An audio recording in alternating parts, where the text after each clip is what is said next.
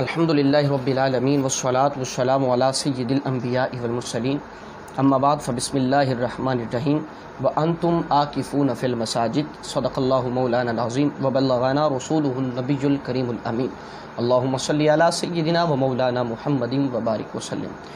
معزز حاضرین و سامعین، السلام علیکم ورحمۃ اللہ وبرکاتہ۔ رمضان المبارک کے حوالے سے اگلی نشریات کے ساتھ ہم حاضر ہیں۔ آپ سب کے علم میں ہے کہ رمضان المبارک کا آخری عشرہ جو ہے وہ ہمارے قریب تر ہو چکا ہے، تو رمضان المبارک کے آخری عشرے کا معمول مسلم امہ کے لیے اعتکاف کی صورت میں ایک بڑا حسین پہلو ہے کہ جس دور کے اندر میں اور آپ جی رہے ہیں، یہ اس فتنوں کا دور ہے۔ شیاطین ہمہ وقت اور ہمہ اطراف سے وہ ہمارے اوپر حملہ آور ہوتے ہیں، اور ہم دنیاوی زینت، دنیاوی زیب و زینت کے ان شیاطینی چنگل کے اندر ہم پورا سال پھنسے رہتے ہیں۔ تو اللہ نے یہ خوبصورت 10 دن ہمیں عطا کیے کہ جہاں پر تمہاری سارا سال کی مصروفیات ہیں، یہ 10 دن میرے نام کر دو، ان 10 دنوں میں تم میری بارگاہ میں پیش ہو جاؤ۔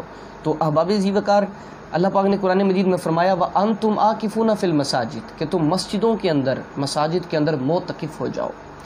اور حضرت عبداللہ بن عمر رضی اللہ تعالیٰ عنہ فرماتے ہیں کہ کان رسول اللہ صلی اللہ علیہ وسلم یعتکف العشر الاواخر من رمضان کہ اللہ کے نبی رمضان المبارک کے آخری عشرہ میں اعتکاف کیا کرتے تھے۔ اور حضرت انس بن مالک رضی اللہ تعالیٰ عنہ فرماتے ہیں کہ اللہ کے نبی کا یہ معمول تھا کہ اللہ کے نبی ہر سال اعتکاف کرتے، اور جس سال آپ کا ظاہری طور پر آخری سال تھا، اس سال آپ نے 2 بار اعتکاف کیا۔ کتنی گویا محبت ہوگی آپ کو اعتکاف کے ساتھ۔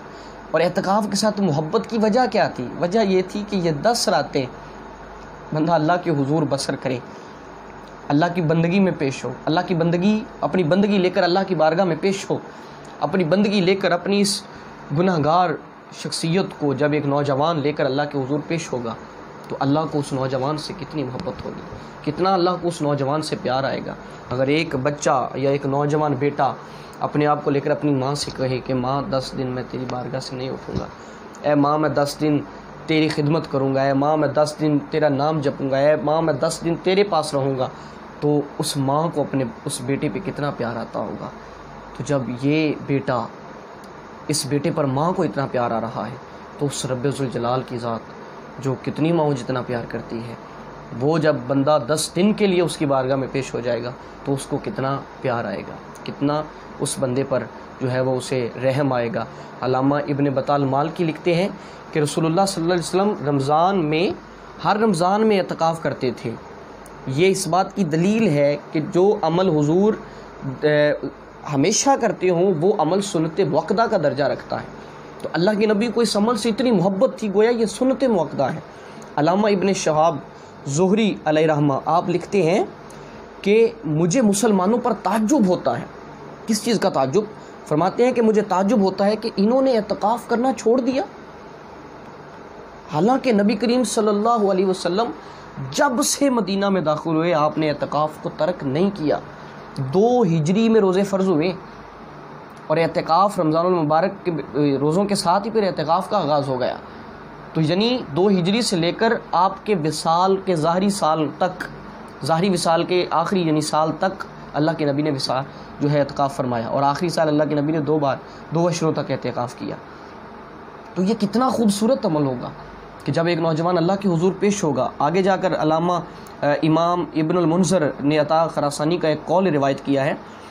آپ فرماتے ہیں کہ معتکف کی مثال اس شخص کی طرح ہے کہ جس نے اپنے آپ کو اپنے رب کے سامنے گرا دیا اور کہا یا ربی، میں یہاں سے اس وقت تک نہیں اٹھوں گا، ہائے ہائے، کہ جب تک تو میری مغفرت نہیں کر دیتا۔ اور پھر فرمایا کہ پھر بندہ عرض کرے گا یا ربی، میں اس وقت تک تیری بارگاہ سے نہیں اٹھوں گا کہ جب تک تو مجھ پر رحم نہیں کھا لیتا۔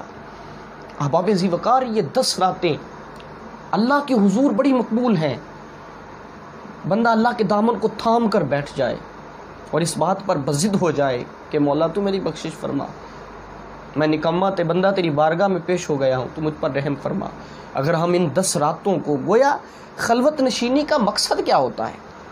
میرے شیخ الاسلام فرمایا کرتے ہیں کہ خلوت کا فائدہ یہ ہے کہ ہر غیر نظر آنا بند ہو جاتا ہے، اور بندہ ہر وقت اپنے من میں دیکھتا ہے، اور جب بندہ اپنے من میں دیکھتا ہے تو بندے کو من میں اپنا مولا نظر آتا ہے۔ گویا کہ یہ 10 راتیں اپنی ذات کا جائزہ لینے کے لیے ہوتی ہیں۔ ان 10 راتوں کو غنیمت ہم سمجھیں۔ اگر ہم ان 10 راتوں کو حسین تر اللہ کی بارگاہ میں گزار لیتے ہیں تو یقیناً ہماری ذات کے اندر ایک ایسا روحانی انقلاب آئے گا، ہماری ذات کے اندر ایک ایسا پیارا انقلاب آئے گا، ہماری ذات کے اندر ایک ایسا قرآنی انقلاب آئے گا، ایک ایسا نورانی انقلاب آئے گا کہ جو ہماری قبر اور ہماری آخرت کو بھی سنوار دے گا۔ ہمارا رب ہم سے راضی ہو جائے گا، ہمارے تاجدار ہم سے خوش ہو جائیں گے۔ جب اللہ اور اس کا رسول راضی ہو گئے تو انسان کو اللہ اور اس کے رسول کی رضا کے سوا اور چاہیے کیا؟